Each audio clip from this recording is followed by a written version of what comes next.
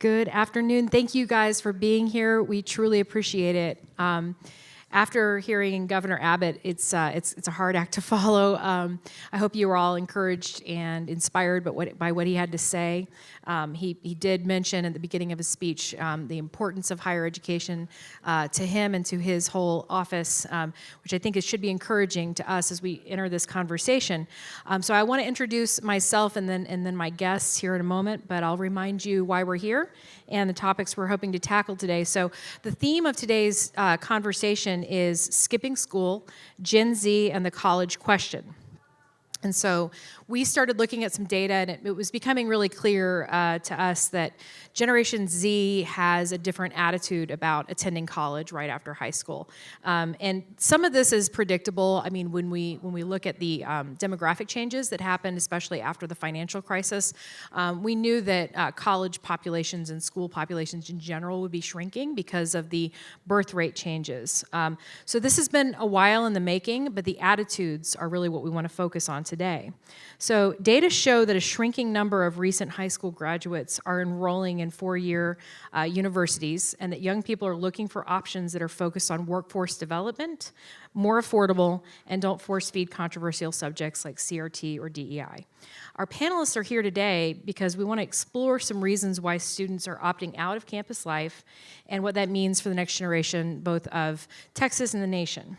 So, according to the Chronicle of Higher Education, college enrollment has been sliding downward for about a decade. And the biggest jolt is fast approaching. Nationally, the population of high school graduates is expected to peak at just 3.9 million in 2025. After that, projections start to fall every year for the next dozen years. With me today to discuss this are a very illustrious panel. I'm just delighted to have them. Starting here at the end of the panel here to my left is Jason Denscore. Jason is the president of the Texas Federation for Advanced Manufacturing and Education Lone Star Chapter. He serves as the area manager of quality systems for CMC Steel Texas. In his 17 years with CMC, his roles have ranged from maintenance, technical training, employee development, human resources, quality assurance, and workforce development. He is the current president of the Central Texas Technology Center Advisory Board and is a member of the CTE advisory boards across multiple school districts. He also served in the United States Navy and graduated from Texas State University. To my immediate left is Jordan Leidy. She's a student at the University of Texas and a communications intern at the Texas Public Policy Foundation. We're delighted to have her at TPPF. She's a native Texan and a senior at the University of Texas, where she studies advertising and Spanish. She's co-chairman of the Young Conservatives chapter at UT Austin. She's been involved in politics over the past 4 years, where she has worked on various campaigns as a legislative intern during the 87th legislative session. And last but certainly not least, in the middle here, we have the Honorable Carl Tepper. He is a member of the Texas State House of Representatives. He serves on the House Committees of Appropriations and Urban Affairs. He represents House District 84. He is a proud father, Air Force veteran, and commercial real estate professional.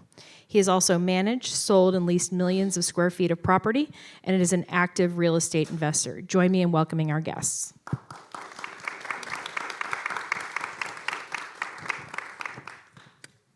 So, as I mentioned at the top, we have a rising generation of young people whose attitudes towards higher education are certainly shifting. So I wanted to just throw a couple other facts out here and then gauge some responses. So Gallup has been polling Americans on their confidence in higher education for several years now. In 2015, Americans' confidence in higher education was about 57% of Americans rated their confidence in higher education as high or fairly strong. Last year, that was down to 36%. So I'll just start with the most obvious question first, and I'll start down here with Jason. Jason, what would you attribute this lack of confidence in?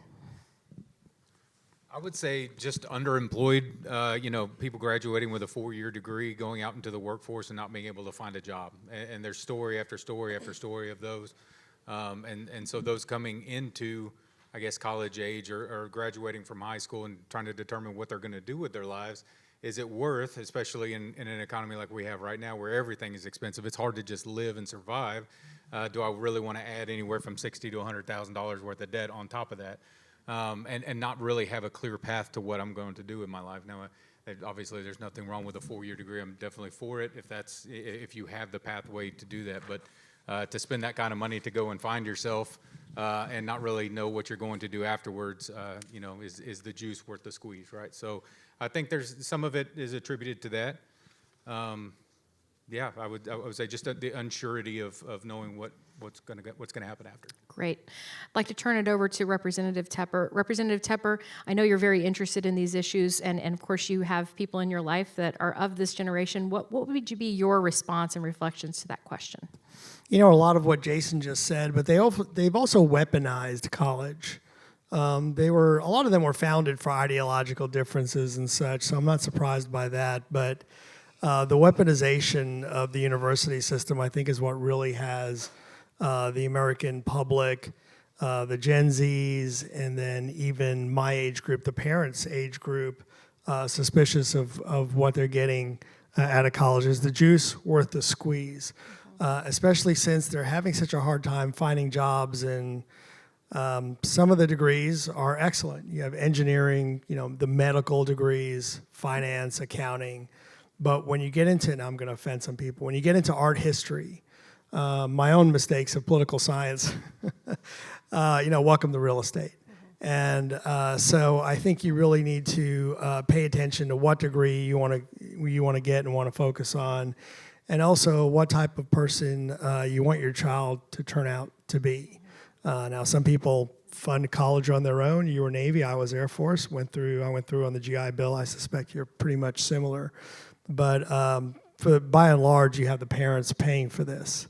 And so they want to know that they're going to get the same kid in return that they sent out to college. And I think there's a lot of disconnects between the American working public and academia. It's really well said.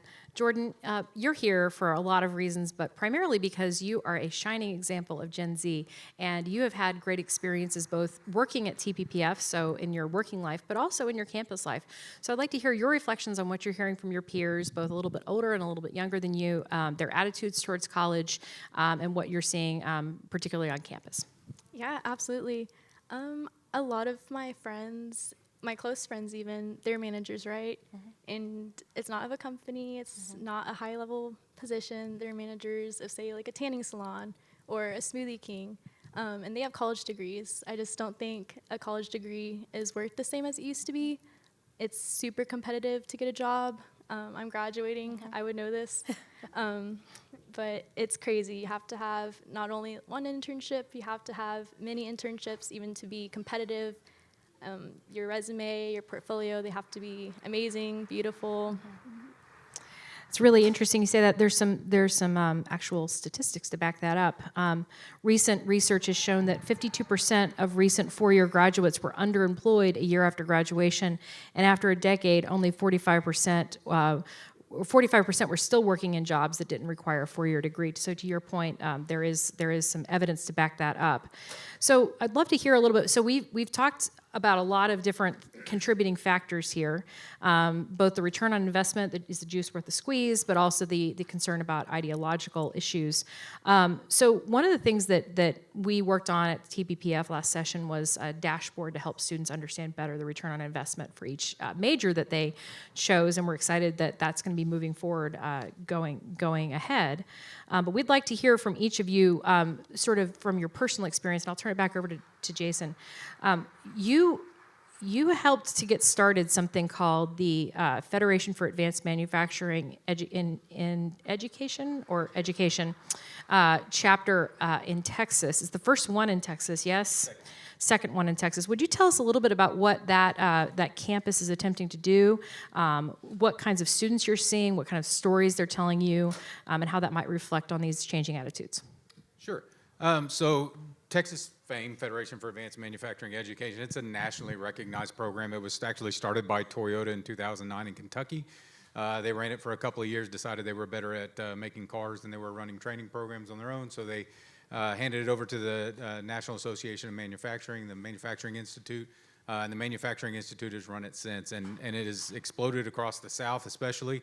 When I started with FAME 3 years ago, there was, I think, 30 chapters across the U.S. Now we're up to about 44. So it's kind of exploded. It's grown. We were the second chapter. There was an Alamo chapter in San Antonio. We are the second chapter in Texas, and I think we're approaching 5 chapters in Texas now. So it's definitely some growth there. The program, in a nutshell, it's an apprenticeship program. It's instead of manufacturers in an area fighting over for the same talent pool, it was let's all come together and increase and build up the talent pool. So the manufacturer supports an advanced manufacturing technician through the 2-year program. It's 5 semesters, 2 years. It's an associate's degree program. The AMTs work for the sponsoring manufacturer 3 days a week. So Monday, Wednesday, Friday, they're actually in the plant, in industry, learning or applying what they're learning. Tuesdays and Thursdays, they're going to the classroom. And we were lucky enough and fought long and hard to have Texas State Technical College as our education partner for that chapter. So very lucky and privileged to have them as a partner. So I think it's changing the dynamic of the area. We were, as manufacturers, we were having a very hard time finding skilled employees, and we had 0 pathways to getting there. So now we do, and it's overnight it's exploded in popularity. That's fantastic. Representative Tepper, what are you hearing from your constituents about their concerns, and are there issues or ideas that are bubbling up in your district to solve some of these issues? Well, some of these issues have already been addressed in some way. We have Texas State Technical College in Sweetwater, and they're proliferating, and they're doing great. And they had a big session last session. Their funding formulas greatly increased depending on outcomes, which is something we're now starting to look at for the traditional 4-year universities. Lubbock Independent School District did actually a great job of forming the Byron Martin Center, which was already a vocational training, essentially an institute in high school for welders, home building, body shop, graphic design. And that's done really well. And by the way, at night, that becomes part of South Plains College, which is our equivalent of a community college, which is really out of Level Land, and they've kind of stretched their tentacles into Lubbock a little bit and elsewhere. And they do a great job of converting the Byron Martin Institute or school into South Plains College at night. So the kids who are learning welding during the day, I can take the same welding class in the evenings and learn. I've always wanted to do that, so that's why I bring up welding. But electricians, welders, anything a manufacturer could use, or anything that's actually useful in our lives right now, is a very big plus in American society, and certainly in the Lubbock area where we've got pretty much cotton's been mechanized in a lot of ways. We don't have cotton pickers out there anymore. We actually have combines and machinery that needs constant maintenance, not to mention just our everyday lives of home ownership, electricians, plumbers, and things like that. So these are people who have become suddenly very highly valued in our society. Absolutely. Jordan, you mentioned earlier that, going out of college, you feel like you've got to have a lot of work experience on your resume and of course, internships. Would you reflect for us a little bit about what you see the future of combining work and college looking like, and what you would hope to see maybe for your children?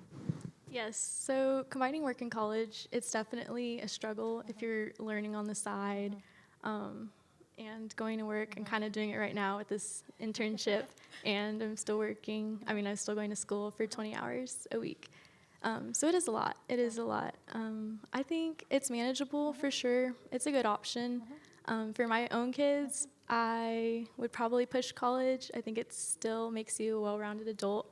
Beyond that, I think there's a lot of opportunities that college does bring up, a lot of connections you can make, which are still valuable now. Yeah. Thank you. And actually, Texans tend to agree with you. So we have some TPPF polling along those lines. So when TPPF asked this question recently in a poll, we asked, would you recommend to a family member or to a friend who's of the age to attend college? 78% of Texans said they would recommend it. At the same time, when they were asked, do you believe that Texas public colleges and universities in their current state provide an education that constitutes a good value for the money for students and parents, 52% said yes, 35% said no. And in addition to that, when they were asked have colleges and universities become too ideological? 47% said yes. So there's a little bit of a tension there between what parents are probably recommending to their own kids versus how they view colleges and universities in general. So I'd love to have y'all reflect a little bit on that. Jason, what are your thoughts on this? You know, if you had a child or a family friend who's of the age, what would be your advice to them? How would you counsel them, and what would you reflect on that question? Well, it just happens that I do. I have a daughter that's on her second semester at Texas State University. So my advice to her, and it's funny being in this situation and talking about this kind of thing, she's looking at, history degree, writing minor, and my question to her is always, what are you going to do with this? What is your end goal? What is your pathway? Because if you go into this getting that degree, that's not a huge field. The opportunities are a little bit smaller, more competitive. You have to have a plan if you want to be a professor, if you want to be whatever it is that you want to end up doing. Don't get the 4-year degree and not use it. Because too many times we see that. Even in industry, we have people with kinesiology degrees and liberal arts degrees and different degrees that are working in a steel mill, and because their degree didn't pay off. And not that those specific degrees don't, but just different situations, right? So my encouragement to them is to have a pathway. If you're going to get a degree, if you select whether it be a 4-year degree, a 2-year degree, or you go right into the workforce, what is your plan? Where do you see yourself in 10 years? What do you want to do with that before you go and drop a bunch of money on an education that may or may not pay off? Great. Representative Tepper. Yeah, Jason's tough. I don't know if I expect my 19-year-old to have a plan right now, but I know I didn't. But my daughter is going to go to San Angelo State. She's a senior in high school this year and is going to graduate in a couple of months.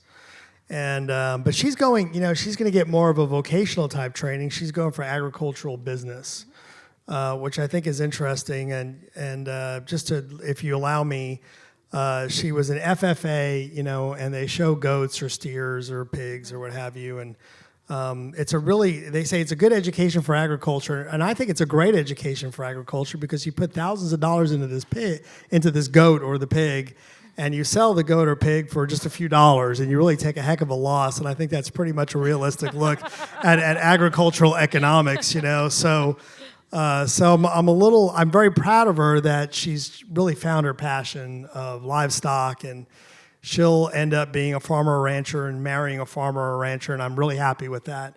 But the reality is it's tough, but anything we do is going to be tough. But I'm happy she's going to be pursuing something she's so passionate about that really can become a career or a job. If she was going to go to Texas Tech to study art history, I'd be suspicious too. And I was a history minor, just have a passion for it. And Aaron, just to maybe jump ahead a little bit, we're looking at these degrees. Art history has societal value. It just does. History has value. Philosophy has value. But does every school need to have those degree plans? Maybe art history would be better off at the University of Texas. And A&M and Texas Tech and Texas State doesn't necessarily have to have an art history degree. So as a legislator, we're also looking at whether it benefits the student, but does it benefit society at large? Because heck, the taxpayers are paying for this. So I encourage my daughter to go ahead and get her degree at San Angelo State or whatever reasonable college she's going to go to. But it depends, like everything in life. It depends on what degree she's going to pursue.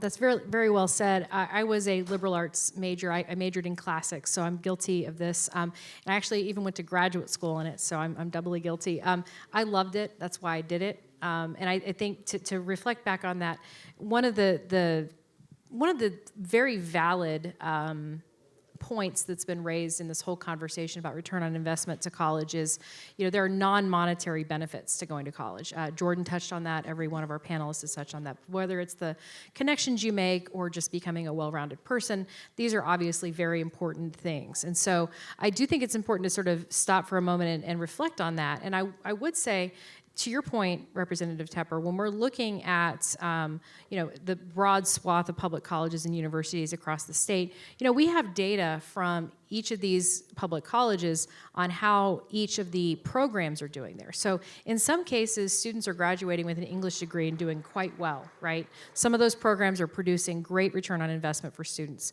Others are not, right? So we actually know this. And so these are the tools that we're working with lawmakers, and we've been talking with lawmakers about for a few sessions now about how can we better use those to evaluate which programs are really doing very, very well in terms of how their graduates are succeeding in life and able to pay back their student loans versus which ones maybe they need to specialize more, as you mentioned, in other topics because that college or university simply has a better program elsewhere. And so we will be looking at those issues going into next session. And that also kind of brings up the reason we got on this track, the reason TPPF got interested in this goes back over a decade when our very own Tom Lindsay started researching and writing about the Texas State Technical College system.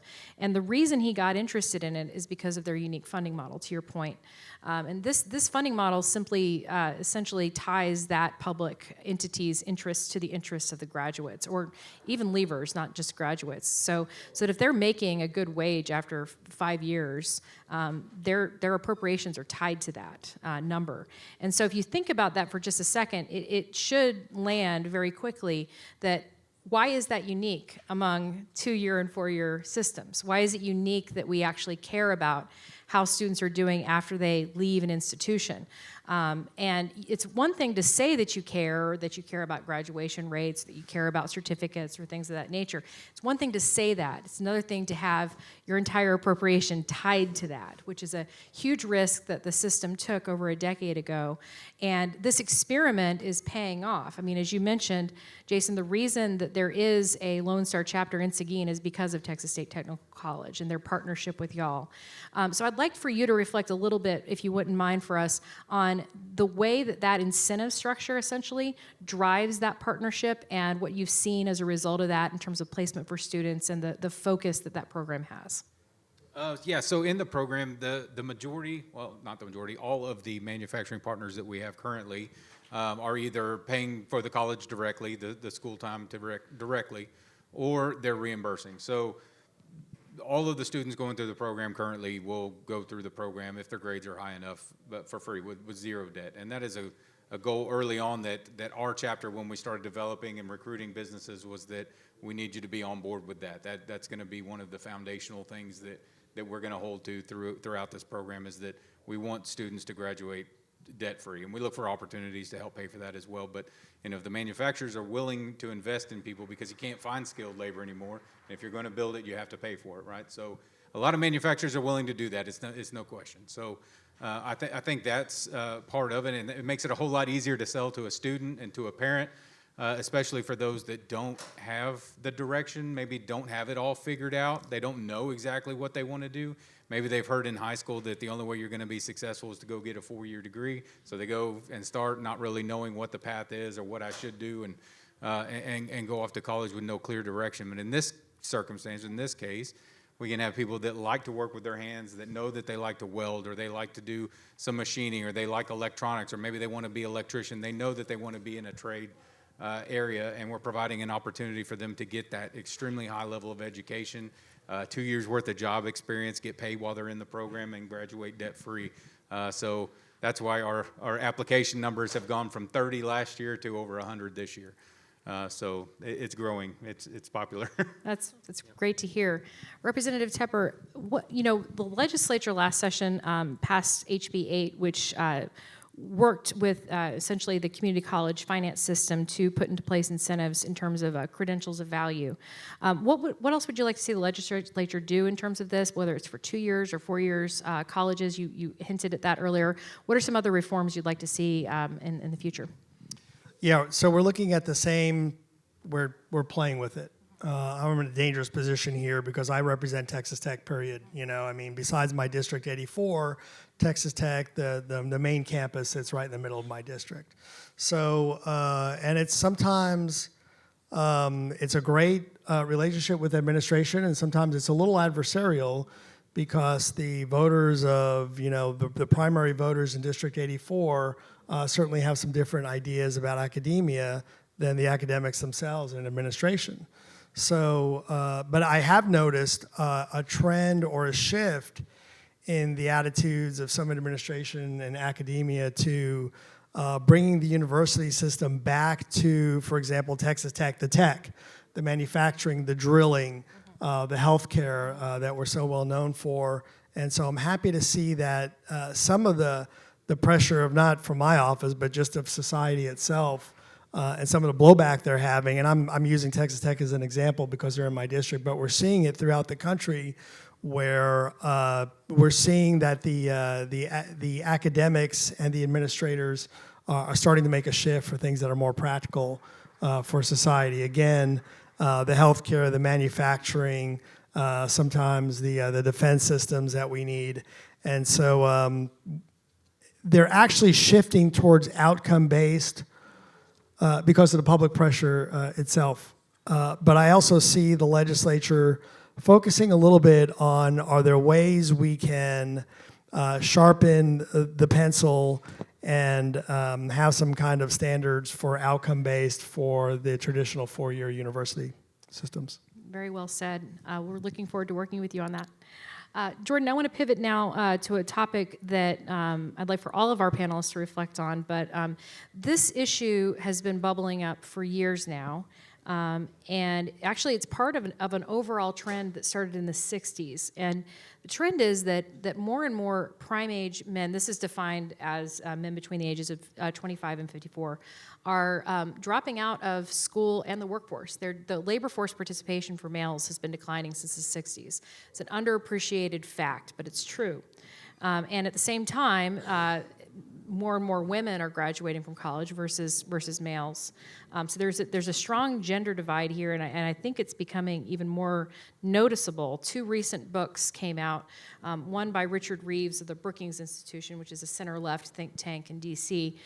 He wrote about this, and his book was called Of Boys and Men. In it, he documents this trend. He comes up with some policy prescriptions in that as well. And he really wanted to emphasize that, maybe part of the solution is to maybe delay when boys start school. So one of the things is that boys sometimes need an extra year to get ready for school. So that was one of his ideas. He also pointed out that there are a lot of jobs in the healthcare industry that it's growing and growing, especially among nurses. And there tends to be still a little bit of reluctance to encourage young men to go into that industry. There was another book that came out recently called Men Without Work by Nicholas Eberstadt at the American Enterprise Institute, which is a center-right think tank, and his book is just full of stats. One of them I'd like to point out, 9 million prime-age men are not in the labor force right now. 9 million. 2/3 of the top 10% of American students are female, and 2/3 of the bottom 10% are male. And more men than women, 1 in 4 male students are diagnosed with a learning difference. This is a staggering statistic. There was some research that recently came out from a polling group. I believe it was called Edge Research, and it uncovered a lot of facts about the attitudes of current high school students. One of them really struck me, and that is that of current high school students, 4 out of 10 say they dislike school. They dislike being in school. So all of this stuff should make us really take a step back and ask ourselves, what is it about the K-12 system in particular that is either setting up young men for maybe a distaste for education, a disinclination towards it? Something's not landing. Something is not meshing with their interests. And I think we really need to take a hard look at this, because it is not a good thing for a society to have a lot of unemployed young men or young men who are not in school.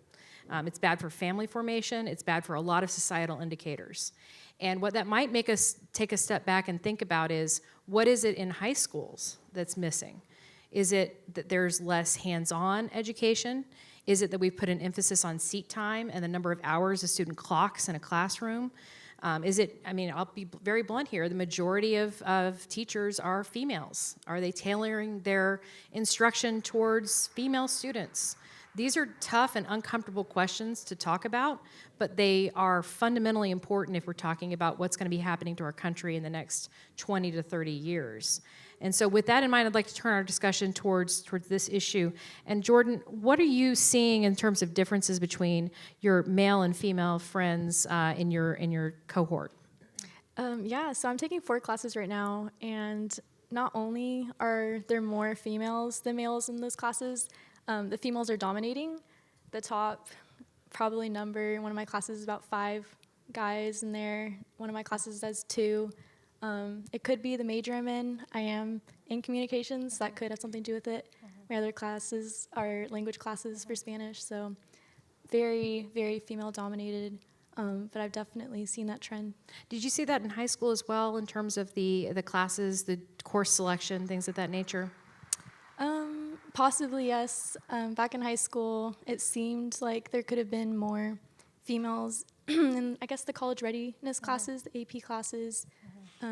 I was also taking some agricultural classes back then, so I would absolutely say that there were more females in those classes, which is very interesting. And how is that affecting the dating scene, do you think? Like, if you project out 10 years from now and there are more females than males with college degrees, what do you think the impact would be on, I don't know, who you date, who you swipe right on? Absolutely. I mean, I'll be honest, college females want a very educated guy, so they are looking at that, and that would be interesting. I would say it might even lead to a decline in maybe relationships, because I think a girl would rather just go without a guy than be with a guy that's less intelligent. Well, that's a strong point. I think that the intelligent piece maybe less educated, Less less educated. there you go. Okay. There you go. Qualify Thank that. you, thank you. Okay, no problem. So that's something that I think, I know it's a little bit, it makes us squirm a little bit to think about this or talk about this, but I think it needs to be said, right? There's pretty good research that females typically, in terms of their mate selection, so to speak, are going to be looking for someone of equivalent or more education than them. That's just a fact. We might not like it, it just is. And so with this in mind, again, I want to drive home the point, this issue of the divide between the college educated and the non-college educated is driving a wedge in our society. Charles Murray pointed this out over 10 years ago in his book, Coming Apart. I encourage you to read it. This has only become a greater and greater divide. And so in terms of public policy, we do need to bridge that gap. We do need to understand the reasons for it, and then we need to have compelling options for students to jump in and get those educations so that they can support their families. Jason, I'd love to hear from you about some of the students that you're seeing, any stories you want to relate from them, why they selected the program, what their goals are for joining FAME. I'm just glad you didn't ask me the dating question. I'm glad I got to skip that one too. You're welcome. So we have a range of students, especially if in our first cohort, we have some that have been in the workforce for anywhere from 5 to 10 years. Ages could be 30 to 35, and then we have some that are fresh out of high school. Mm-hmm. So there's a little bit of a difference there. So I can say the older, the married with kids, mm-hmm. That group within our group, their focus is on how can I better myself, right? Mm-hmm. They've been in industry for a little bit. Now they see if I want to move to the next step, I need additional training. So they're taking advantage of that. But when you talk to them, it's not just to better themselves, it's to better their families. It's more earning potential. It's to show their kids that they can do something, that they can move up, that they can accomplish a goal, no matter what the age is, right? Mm-hmm. And I'd say for those that are directly out of high school, it's an opportunity. It's, again, direction. It's pathway. They know that there's money to be made out there. They know that they can be successful and have a great career in industry and in the trades by getting the skills that they need to be successful in those programs. It's fantastic. I'd like to say, Aaron, let me Please. jump in. The wealthiest guy, I lived here in Austin for a few years. The wealthiest guy I knew, and I used to run around some pretty fun packs, was an electrician. No college degree, was an electrician. He built a giant electrical company, used to do all the high-rise builds down here. And the house on Lake Travis and everything. So as an incentive for you guys who like to work with your hands, if you can match that with some business and some ambition, it's amazing what you can do. Well, I would just add to that, if you undervalue a plumber or electrician, break a pipe in the middle of the night and call them, and then when you write that check, you'll figure out real quick how much they get, how much they're valued. Can I add something? Please. Okay, it's about the dating question. I'm sorry. Please, yes. But I think a girl would also like someone who's making money, right? So no matter how they get to that point, I mean, college or not. Yeah. This is a very, very important point, and again I bring it up because we So tall, good-looking, and rich still works apparently pretty well. breaking news, big if true. This is one of those underappreciated factors that I'm so glad that you're willing to reflect on with us. Coming back to our question of how do we change this from a policy angle. One of the things that I'd love to think with you guys about is, again, going back to the high school level, right? So we're thinking, okay, you're in high school, what messages are you getting about college? What's being told to you by your counselors, by your teachers, by the community around you? What kinds of role models are you seeing? And then what can be done to sort of change perception? So I'll go over to you, Jason, for this question. When you're thinking about, I know you work with high school students, what are the messages that are resonating with them in terms of the career options open to them?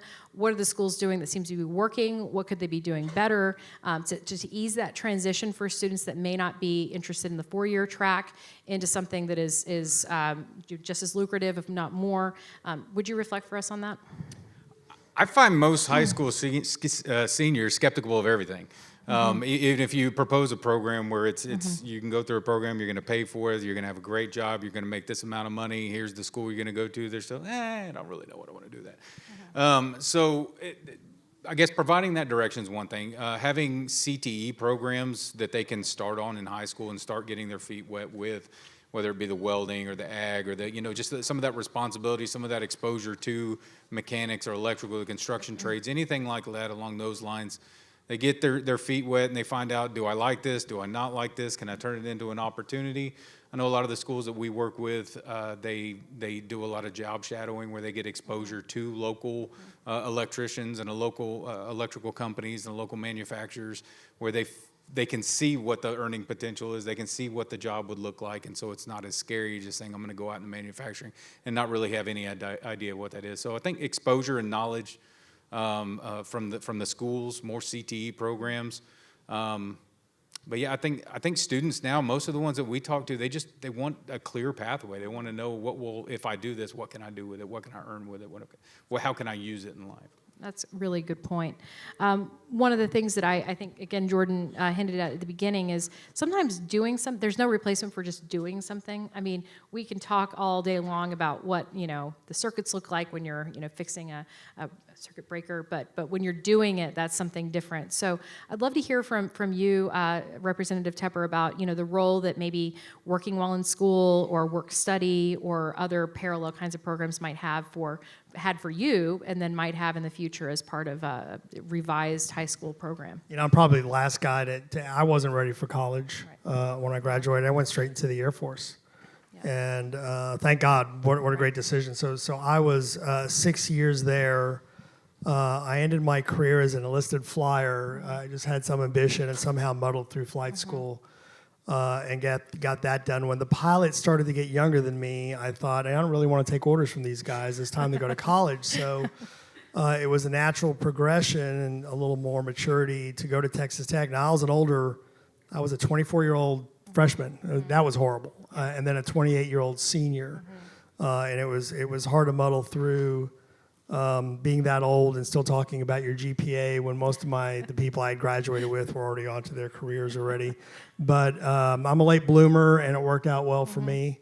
And so, but I have to say that any kind of hands-on experience to see if you can get a feel for it and like it, whether you like the early mornings or working late into the evenings, and how to touch that circuit and that circuit breaker and those buses and things like that, I think is really important for people to make that ultimate decision. Absolutely.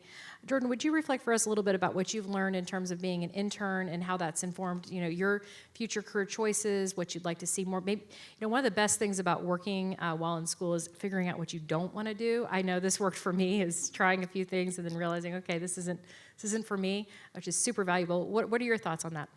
I mean, it's an absolutely great tool for learning what you do like and what you don't.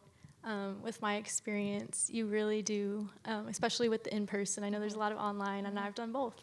I think the in-person internships are really valuable, and they give you connections that you can maybe take into a job. So, yeah.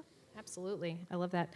Well, I think we're going to be wrapping up pretty soon. So I wanted to ask each of you a question that I think kind of brings this home. When we looked at the career and technical education programs in Texas, we did a full analysis of them, and we found something that was actually pretty alarming, and that is that when we did an estimate, and the year that we had to use was 2019 because that was the year that we could find the best data on this. So this is a few years out of date, but I don't think it's gotten any better. It's just a guess. But we estimated that about 23% of the class of 2019 was not enrolled in any post-secondary education or found in the Texas workforce a year after graduation, which is staggering. Now, you could say, okay, maybe some of these students moved out of state, maybe some of them took jobs that weren't, sort of on the books, things like that, but 23%, that's a pretty big number.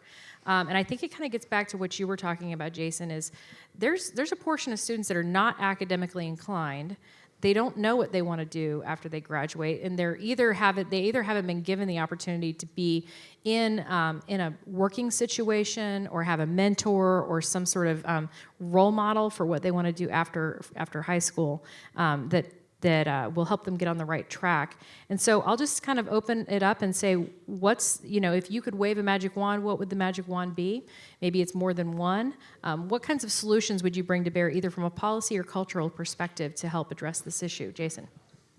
I would just say, again, exposure to what's out there, what are some of the career opportunities, how they can use what they could learn in even high school if they decided not to go to post-secondary school, is how you can use those skills in high school to translate that into a career in the local environment. And then if you decided you want to do something more, that there's opportunities for that. And if you decide you want to do more, there's opportunities for that.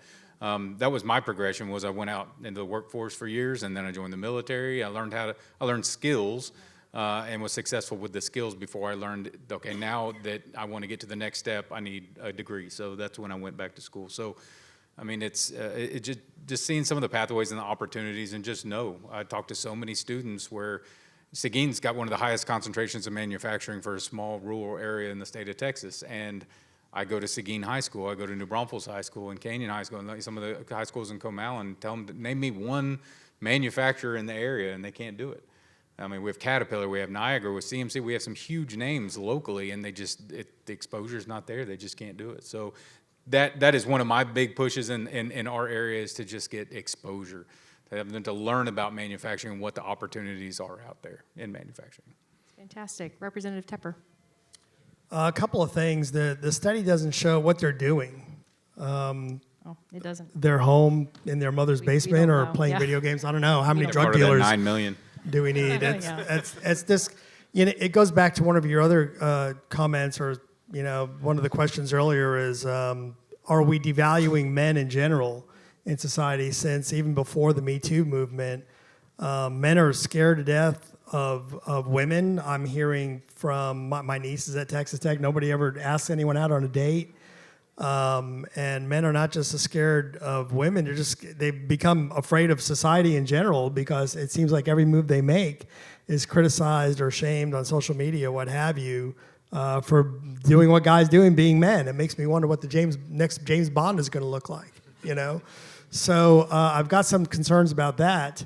And I also think that it's important, why do we have so many of these tech companies around Austin? Because the University of Texas develops so many software tech people.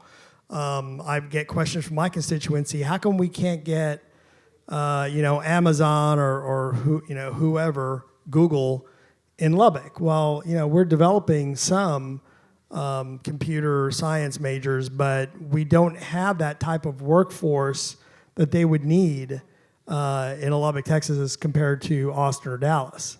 So when we talk about workforce development, and you're talking about whether it's Caterpillar or Toyota, they need, frankly, men to learn to know that workforce development, to know how to weld. It's very important. You're going to hear about workforce development. You probably hear about it in the news all the time, and it's just one of these, deadhead words that they use on the radio. But it's really important that we have a community that's developing, the welders, the plumbers, the electricians, the body shop people, and those types of folks who can put together a project, whether it be a car or a boat or whatever, so that we can keep this economic engine and this miracle of Texas going. So I'm glad TPPF is focusing on this, and we need to keep looking at it.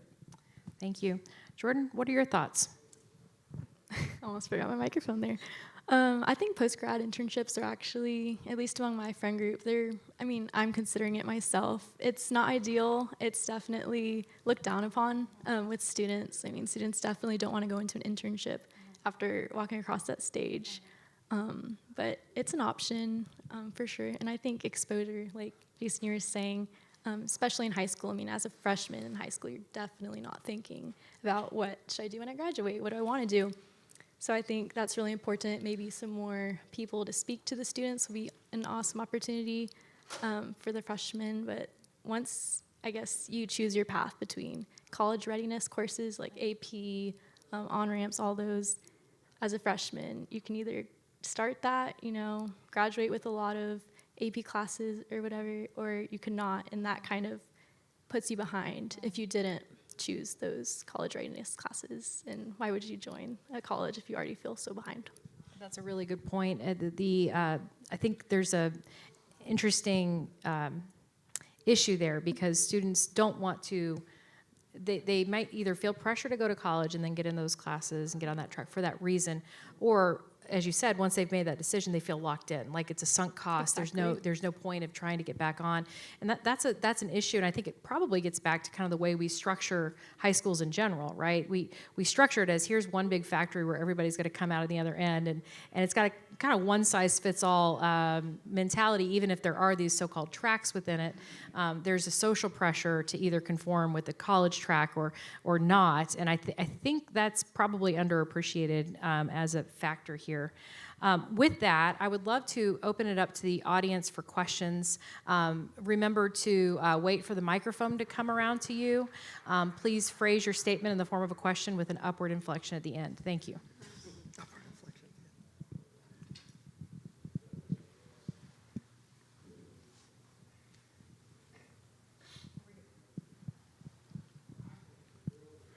Thank you. Statement that goes to the question. The military used to be the #1 technical training ground in America. Now you have a hard time getting people even serve in the military. And being a veteran as you, I'm Vietnam era, I'm a little older than you are. But the point is, if that direction is closed for so many of these kids, I mean, that's the #1 tech training ground in America. How do you make up for that, bring those kids back in, and the GI Bill to send an awful lot of people through school is not available to people who never served in the military. How do you deal with that issue to recruit kids who would normally have been military veterans like us?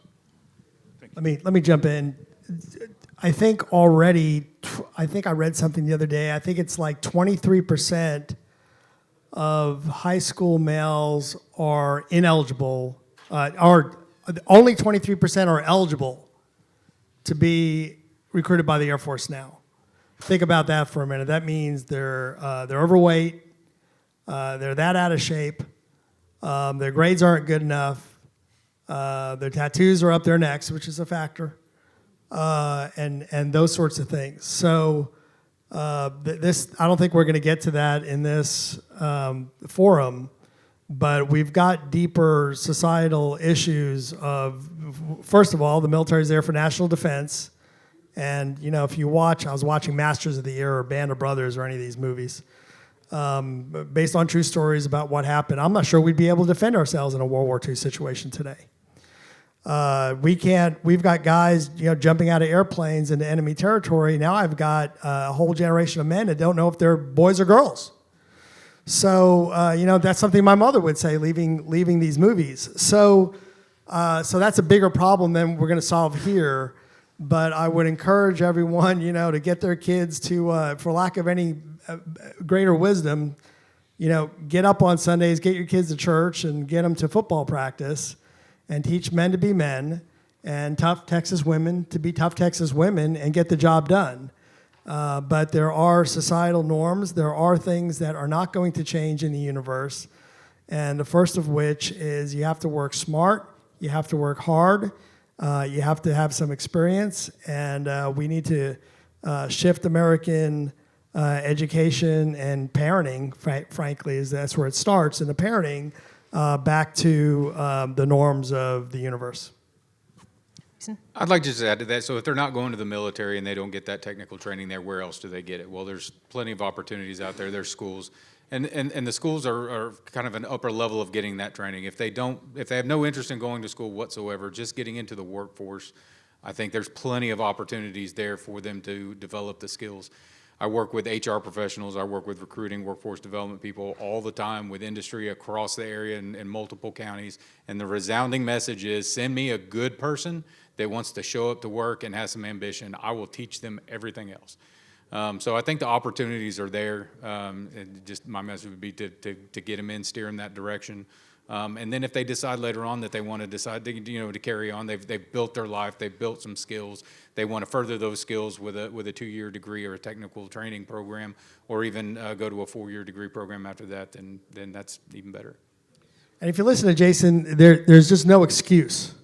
There's absolutely no excuses. If you want a job, there's a job, and you can be a highly trained technical electrician or plumber, or you can clean up the construction grounds, and you're going to be able to earn a living nowadays. So there's no excuse, and the state's given everything we can possibly give in the school districts. So you need to get out there and work. Industry is desperate for skilled labor, so they're willing to throw money at it. They're willing to train. They're willing to provide opportunities. Yeah, I just wanted to add to that, kind of related. One of my friends in one of my classes, he's actually going to the Navy after college. So one day I asked him, I was like, why are you in college if you're going to end up in the Navy? And then he shared with me that he's going to be an officer, and to be an officer, you have to be a college graduate. And that kind of surprised me because he also shared that his brother, who's been in the military for, at that point, when he joins, longer than him, he'd, as an officer with a college degree, still be making more money than his brother would. Good point. Other questions? We've got one over here. Thank you very much for the panel. 2 quick questions. One is, you've got this, I'm sorry, I lost my train of thought for a second. You've got a situation basically where you've got, I've got 3 kids at home. I've got a 14-year-old who's a freshman in high school and 2 middle schoolers. What do you recommend to inspire them to do something meaningful and start preparing for college? And I would add, this is in an environment where everyone thinks they're going to have a YouTube channel and make $1 billion with a YouTube channel instead of having an actual professional career. The other, and this is actually more for Mr. Tepper, what can or should government do or stop doing to make it so that people without the 4-year degree can thrive in government? I mean, you can't do anything in government. I used to work for the federal government. You can't do anything in government without the 4-year degree, and that's even for low-level maintenance and administrative and support staff functions.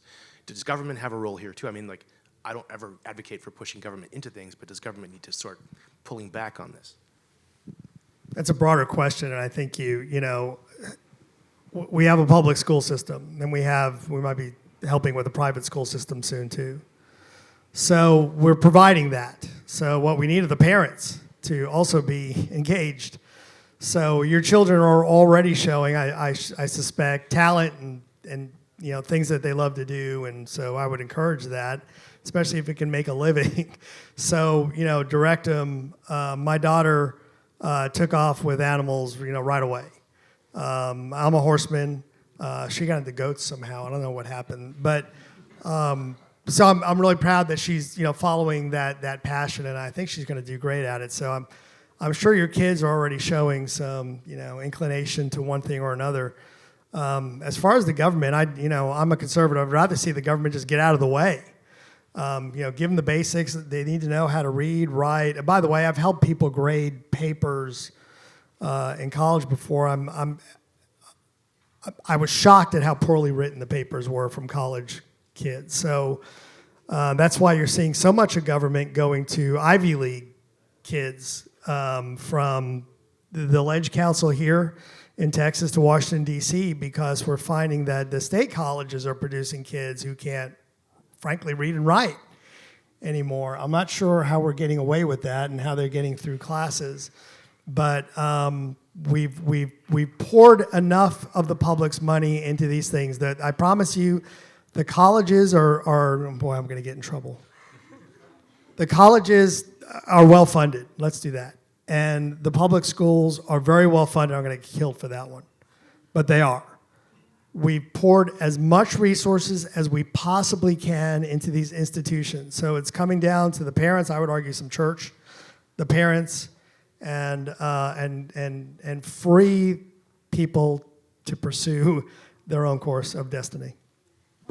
To add to that, that was a very good question in terms of the policy that I think you're pointing towards. So 13 or 14 other states have adopted, either through executive order or legislation, a rule that essentially lifts the requirement from state jobs for four-year degrees when they're not required, when they're not absolutely essential for those jobs. And so one thing we're going to be working on next session at TPPF is something similar in Texas, where, you know, if there are state jobs that are out there, these are employment by the state that are sort of blanket requiring a BA, but there's no connection between that and the skills required for the job, that be lifted or reevaluated. Because to your point, while the government certainly has no role in dictating to private industry that policy, it certainly can lead by example and say, look, skills are what matter, and if we can document those either through work experience or other means, right, that should take precedent over how many hours you spent in a classroom. And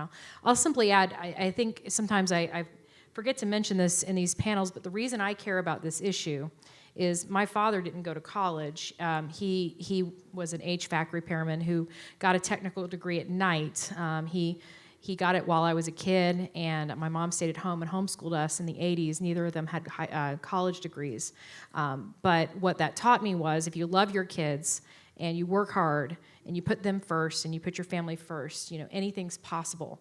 They had 4 daughters, and all 4 of them, you know, we all went to college, we all graduated.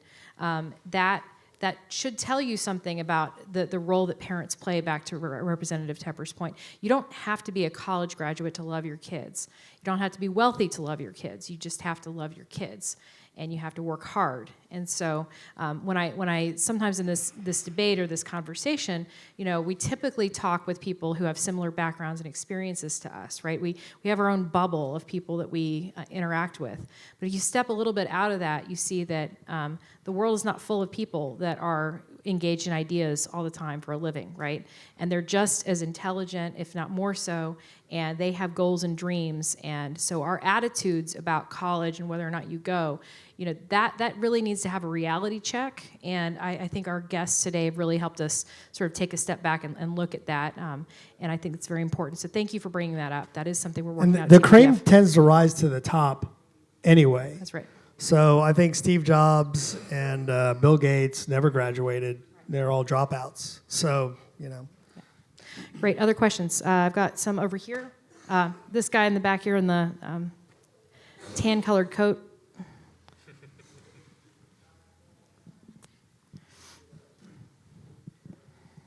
We have to get a runner for a microphone. Yeah, it's a tight fit. Thank you. Thank you. Community college finance overhaul. We have 3 main metrics: transfer, dual credit, and credentials of value, but there is no tie to job placement. Your reactions?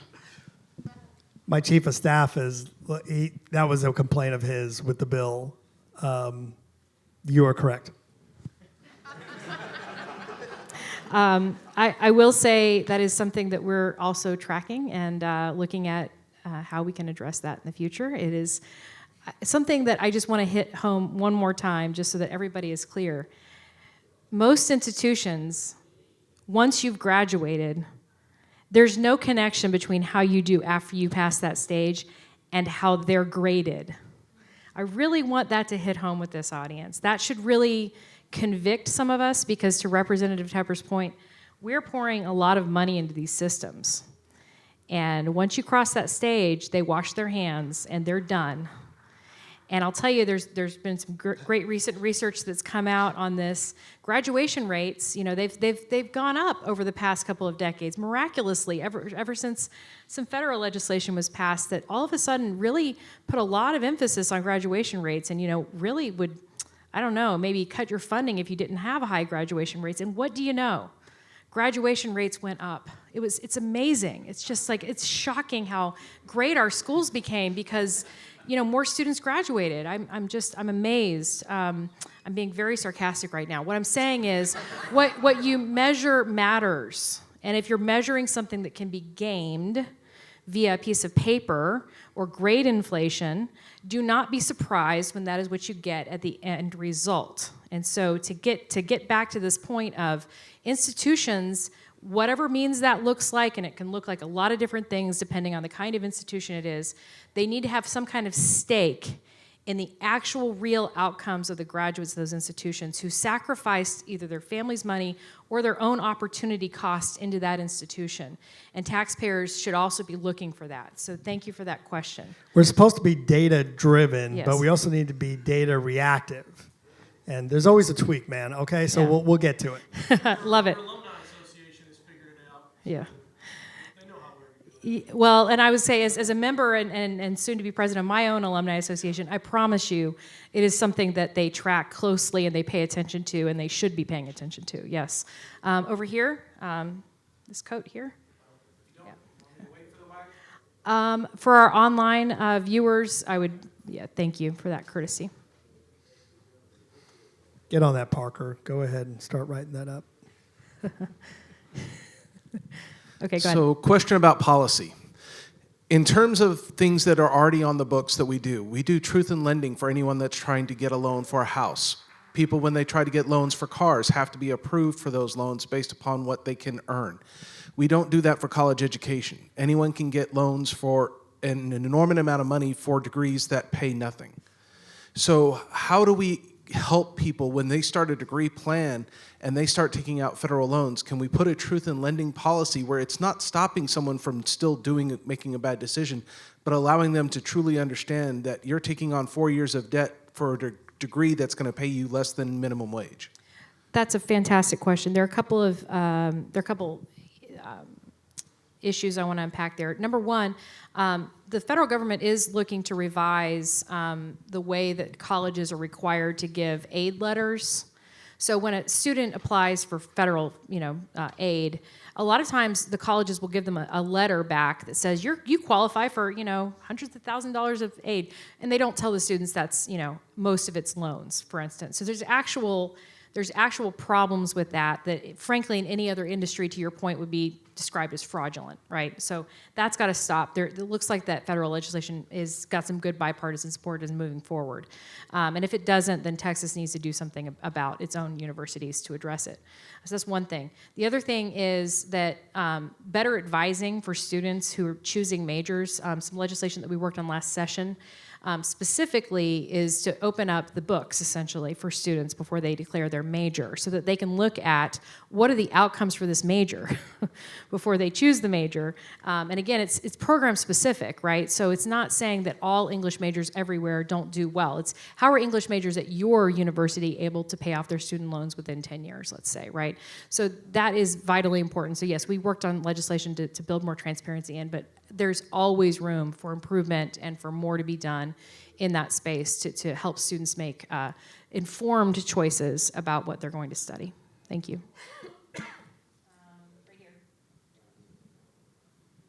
While we're waiting on the mic, I would say the dashboard that you were talking about earlier that says if you pick this degree, this is the potential. That's a huge tool. That's a big deal. Gary. Thanks, Aaron.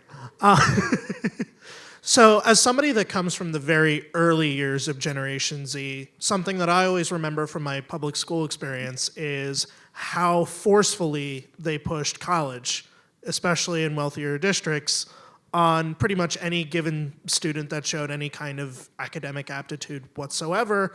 And that approach that schools are spending a lot of money on really doesn't seem to translate with what we're looking at in the data.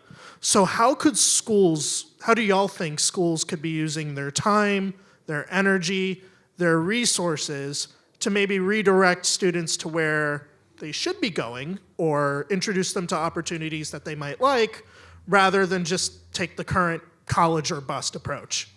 That's a great question.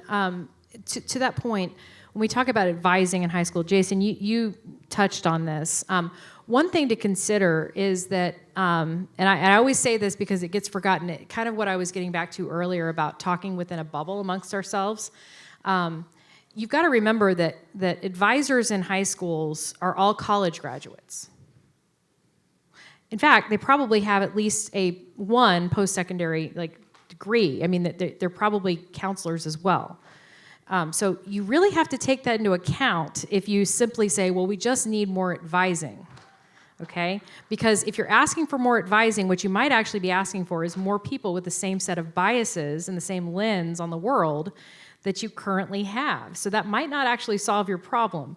But let's get back to what Jason was talking about. If you have folks in the high schools, students getting out of the high schools, exposed to people who are not in that same bubble, that might actually be an interesting solution. So, or at least not a solution, but at least part of the solution. So I'd like to have you guys, reflect on that and how students get advice. And maybe Jordan, go ahead. Yeah, absolutely. I think that colleges can speak for themselves. So honestly, if you just advocate for colleges having more money to, showcase these colleges to students, campus tours, college tours, I think that would be a great thing to let students in high school, maybe even middle school, just see the college campuses and kind of see the student life. And to your point, colleges do spend quite a bit on advertising to students. In fact, I had one staffer tell me once, he said, the way colleges advertise to students in high schools, we wouldn't let any other company have that much access to students to advertise. And I'm not saying that all of it should be done away with. I'm simply saying it's food for thought. There is a lot of marketing that happens to high school students from these colleges. So I'll turn it over to you guys if you have any thoughts on that.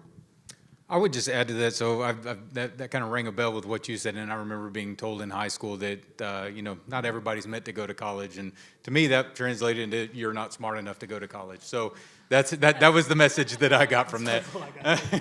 It was more a level of effort, but I would say public schools put a lot of emphasis on standardized testing scores, the ACT score or SAT scores, whatever the score is, and the metrics, and going to a 4-year degree. So once they graduate and the kids graduating and going to a 4-year school, whether they finish or not, that is a metric that's touted. When you buy a house in a certain area, I guarantee one of the numbers you're going to look at when it comes to the school district you're in is how many kids graduate and go off to college. I think if public schools transition to a metric that was just as important that measured CTE skills and job placement skills and earnings, kind of similar to the TSTC program, that measures how much those students are learning with the skills that they got from high school, 3, 4, 5 years after graduation. And you said you're early Gen Z. They're adjusting. They are starting to direct people towards fields that are not four-year colleges. That's a great point. Other questions? Right here, in the front. Yes, you've had your hand up. He's going to bring a mic. Okay. You're welcome.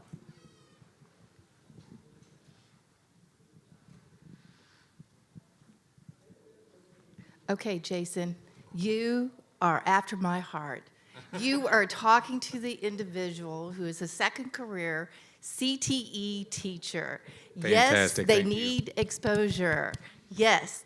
And so I'm going to ask my question to Aaron is, has there been any data for my competition, is the way I'm going to put it, is only about 20% of our students do take a CTE elective. And it's only for two reasons. One is because my students want to get out early when they're seniors, so they don't have room on their schedule. Or actually, they get 2 classes off as a senior, and as a junior, they get 1 class off, as long as their credits are where they're going to be. But my competition is AVID. So I don't know if you know what AVID is. It stands for Advanced via Individual Determination. And that is all about college. They talk about it. So many students take AVID over a CTE course.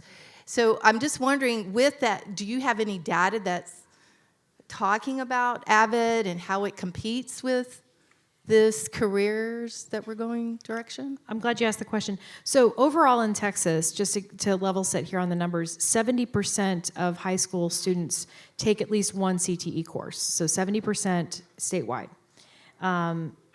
In terms of numbers of students who complete a CTE program of study, it's closer to 30% complete.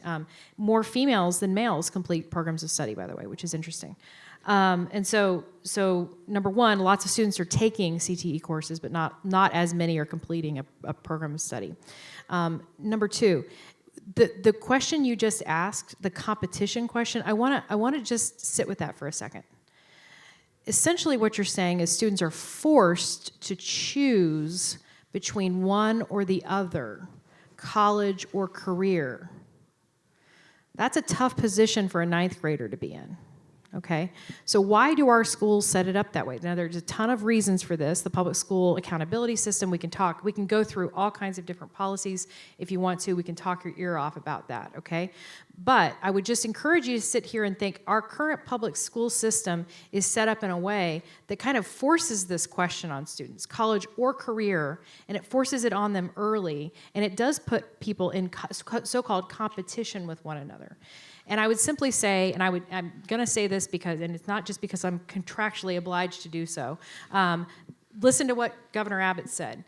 The way we do education right now could use some improvement. What did I tell you about the 4 out of 10 high school students that hate high school? Okay? What are you saying here? Students are forced to choose. What are we hearing over and over again? They're graduating, but they don't have skills. Something's broken. Something needs to get fixed. And so we need to do something different and not just think within the box that you're talking about. Forcing this competition between taking an AP class versus taking a welding class, that's because of the schedule, and that's a scarcity issue. And because that school only has a certain number of classes and tracks, why don't we have more kinds of institutions that bring more kinds of choices? Why can't students take a class here and then take a class there and create their own schedules? We fundamentally have a high school system that was built for a very different world than the world we live in right now. It was built for a world where students would, work on the farm, or they would go directly into a factory. And it was not built for a world that we have now, which it can encompass. Yes, I want to take calculus, but I also want to learn how to weld. I want to combine these skills, combine these interests that I have to create something new for myself to be innovative in the 21st century. So I feel for that. I understand there's reasons for it, but it really is a choice that we should be asking ourselves why we're doing it this way. And I would encourage you to think about what Governor Abbott had to say and how that might apply to this question. In our defense a little bit, though, you'll find I think it's in most countries, I lived in England for a little while too, they have their O-levels and A-levels. So the students are automatically tracked to the university system or vocational training. They don't have much of a choice after that, depending on their O-levels and A-level outcomes. So at least in America, you still get to kind of live it through and see where you're going to end up. That's a good point. We actually do have a lot more freedom than other places on this, so we can be grateful for that. With that, I want to thank our guests again. If you would join me in thanking them for this wonderful panel, really appreciate it. I want to thank all of you for being here today. It was a wonderful conversation.